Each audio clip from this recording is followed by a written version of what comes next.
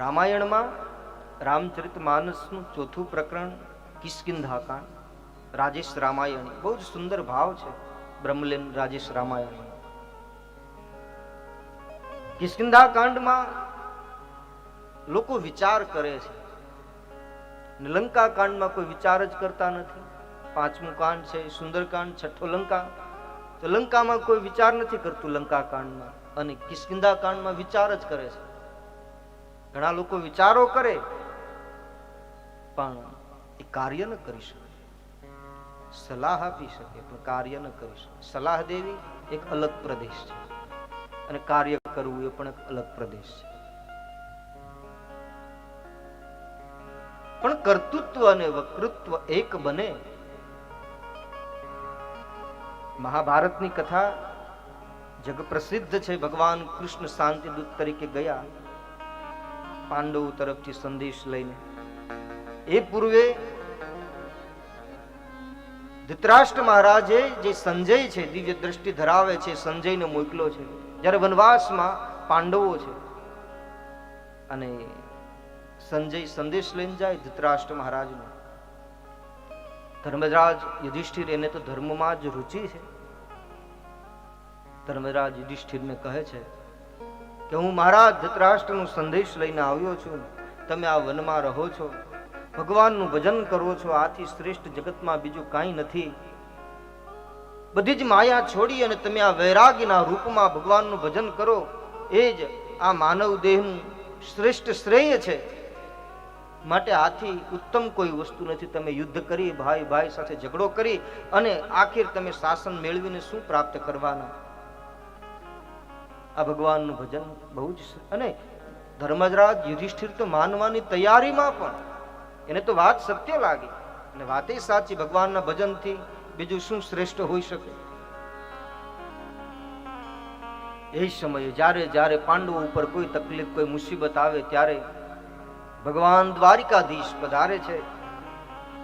વિશ્વને વિમોહિત કરનારું સ્મિત કરી અને ભગવાન દ્વારિકાધીશ સંજયને કહે છે, સંજય, તારી વાત સત્ય છે કે ભગવાનના ભજનથી સત્ય કંઈ જ નથી. ભજનના બદલે બીજું કંઈ ન હોવું જોઈએ. ભજન એ શ્રેષ્ઠ છે. પણ આ વિચાર આવ્યો ક્યાંથી? આ પ્રગટ્યો ક્યાંથી? આનું ઉદ્ગમ સ્થાન કયું? તો કહે મહારાજ ધૃતરાષ્ટ્ર કહ્યું છે કે તમે ભગવાનનું ભજન કરો, વનમાં રહીને તમારે કંઈ પણ જીવન જરૂરી, કંઈ પણ જરૂરિયાત હશે બધી જ મહારાજ પૂરી કરશે.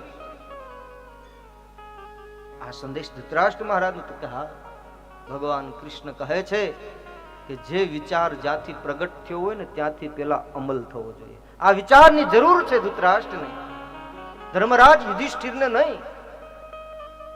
જે ચેરિટીથી જે વિચાર ઉપડ્યો હોય ત્યાંથી પ્રથમ એનું અનુકરણ થવું જોઈએ. તો એ વિચારની સાર્થકતા છે.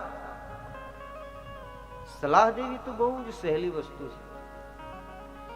સલાહ બહુ જ સહેલી છે, પણ એનું પાલન, એ માર્ગે ચાલવું મુશ્કેલ છે. જે વિચાર છે આપણા જીવનની અંદર, વિચાર તો કરવાના જ. એ તો મનોવિજ્ઞાન પણ કહે છે, સારા વિચાર નહીં કરીએ ને તો ખરાબ આવશે. એ નક્કી જ રાખવાનું, કારણ કે મન એક મિનિટ, એક ક્ષણ પણ એ નવરું રહેવાનું જ નથી. વિચાર તો નિરંતર માનવ મનની અંદર ચાલ્યા જ કરશે. અને એટલી બધી ગતિ છે વિચારોની કે ક્ષણવારમાં ક્યાંથી ક્યાં મન ગતિ કરી જાય છે, ક્યાં સુધી આપણને પહોંચાડી દે છે. એટલા માટે સત્સંગ જરૂરી છે, ભગવત કથા જરૂરી છે. એ વિચારો આપણી અંદર, સદવિચારો ભગવાનની કથા દ્વારા આપણા મનને, જેમ સરોવરમાં કોઈ પથ્થર ફેંકે અને તરંગિત જેમ જળ થઈ જાય, એમ નિરંતર તરંગિત આપણું મન રહે છે. એ મનને શાંત કરવા માટે આ ભગવાન દિવ્ય કથા છે. એટલા માટે આ સત્સંગ છે. અને હમણાં ખૂબ સરસ વાત બાપાએ કરી, ખૂબ સુંદર રીતથી પ્રસ્તુતિ કરી અને મંચનું સંચાલન કરે છે. એ બધા માટે તાળીઓ આપણા સૌ માટે હમણે પડવી, પણ આપણે સૌ એના માટે તાળીઓ પાડીએ. ખૂબ મધુર શબ્દોમાં, ટૂંકા શબ્દોમાં ખૂબ સારો ભાવ બાપા વ્યક્ત કરે છે. એમણે ખૂબ સરસ વાત કરી હમણાં.